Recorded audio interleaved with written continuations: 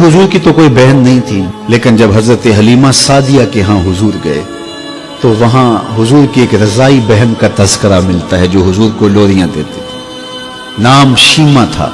तो शाम के वक्त जब खवातीन खाना पकाने में मसरूफ होने लगती तो बहनें वीर उठा करके बाहर ले जाती। हर बहन का ख्याल ये होता कि मेरे वीर से सोना जमाने में कोई नहीं। कहते हैं खूबसूरती देखने वाले की आंख में होती है। जिसके वीर का रंग सोना होता तो वो कहती रंग नहीं तो कुछ भी नहीं है, और जिसके नकूश तीखे होते तो वो कहती कि रंग का क्या है, हुस्न तो नकूश में होता है। जिसकी आंखें खूबसूरत होती वो कहती मेरे वीर की झील जैसी आंखें तो देखो। अब यही बनु साद के मोहल्ले में होता। बच्चियां अपने वीर उठा के ले आती है, कहती मेरे वीर वर्गा कोई नहीं, दूसरी कहती मेरे वीर जैसा नहीं। इतने में हजरत शीमा अपना वीर मोहम्मद उठा के ले आते और दूर से कहते नहीं मेरा वीर भी आ गया, तो सबके सर झुक जाते थे। कहते नहीं नहीं नहीं नहीं शीमा तेरे वीर का मुकाबला तो नहीं ना, हम तो आपस में बात कर रही हैं। और फिर जब किसी बहन के वीर को मुतफिका तौर पे सारी कह दें कि तेरा वीर ही सोना है, तो फिर उसका फख्र तदीदनी हो ना, फिर उनका ज़ौक़ आसमान को छूने लगता।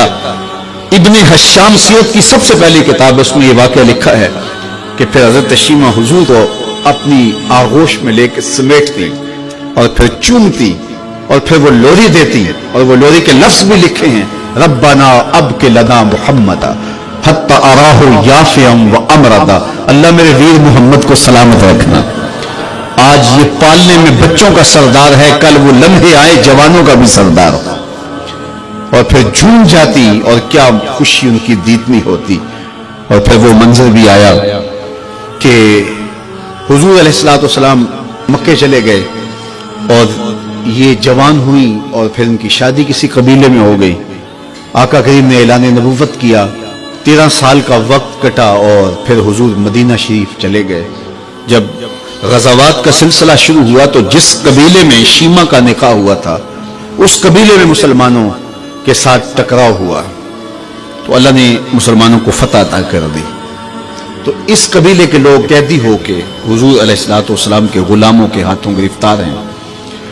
तो ये अपने कैदियों को छुड़ाने के लिए कबीले के सरदार एक एक घर से फिदिये के लिए रकम जमा कर रहे हैं। चलते चलते शीमा के घर भी पहुंचे जो कि एक उम्र का हिस्सा गुजार चुकी थी, और जाके कहा कि इतना हिस्सा आपका भी आता है। कहा किस लिए? कहा वो जो लड़ाई हुई है इतने हमारे बंदे गिरफ्तार हो गए तो उनको छुड़ाना है। तो चलते चलते बातों में किसी के लबों पे हुजूर का नाम आ गया। तो शीमा ने कहा अच्छा उन्होंने तुम्हारे लोग पकड़े? कहा हाँ। तो कहा फिर तुम रकम इकट्ठी न करो, मुझे साथ ले चलो। उन्होंने कहा तुझे साथ ले चले? कहा तुम नहीं जानती वो मेरा वीर लगता है, वो मेरा भाई लगता है। कौम के सरदारों के साथ हजरत शीमा हुजूर के नूरी खेमों की जानब जा रही हैं और सहाबा नंगी तलवारों से पहरा दे रहे। ये मक्की दौर तो था नहीं, ये मदनी दौर था।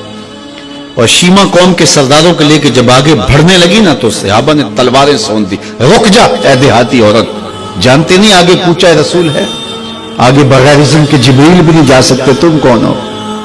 तो शीमा ने जो लफ्ज कहे वो लफ्ज नहीं है। उसने कहा खल्लू सबीली वालमु अना उख्तु नबीयकुम, मेरी राहें छोड़ दो, तुम जानते नहीं मैं तुम्हारे नबी की बाजी लगती। तलवारें झुक गई, आंखों पर पलकों की चिलमने आ गई, रास्ता छोड़ दिया। हुजूर के खैमा नूरी में दाखिल हुई तो हुजूर ने देखा, पहचान लिया, उठ के खड़े हो गए। फरमाया बहन कैसे आना हुआ? आपके लोगों ने हमारे कुछ बंदे पकड़े, छुड़ाने आई। तो फरमाया बहन तूने जहमत गवारा क्यों की? तू पैगाम भेज देती मैं यूं ही छोड़ देता, लेकिन तुम आ गई हो, अच्छा हुआ मुलाकात हुई। फिर हुजूर ने कैदी को छोड़ने का ऐलान किया और कुछ घोड़े और चंद जोड़े हजरत शीमा को हुजूर ने तोहफे के तौर पे दिए। वीरों के दरवाजे पर बहनें आए तो वीर खाली तो मोड़ा नहीं करते, तो हुजूर ने बहुत कुछ अता किया। और फिर रुखसत करने खैमे से बाहर आए तो सहाबा की जमात मुंतजर थी। फरमाया सहाबा जब मैं कैदी छोड़ा करता हूँ मेरी आदत तुम्हें मालूम है कि मैं पहले तुमसे मुशावरत किया करता हूँ। आज ऐसा मौका आया कि मैं तुमसे मुशावरत भी नहीं की और कैदी भी छोड़ दिए। कहा जो चाहें आप करें, लेकिन क्यों मुशावरत नहीं फरमाई? हुजूर अगर इरशाद फरमा दें। तो फरमा इसलिए कि मेरे दरवाजे पे मेरी बहन आ गई थी। कोई लाओ तो सही जमाने में ऐसा, कोई लाओ तो सही जमाने में یہ جمال اور یہ حسن اور یہ کمال رکھنے والا، تو پھر کیوں نہ ہم اپنی ساری زندگی اس آقا کے نام لگاتے ہیں۔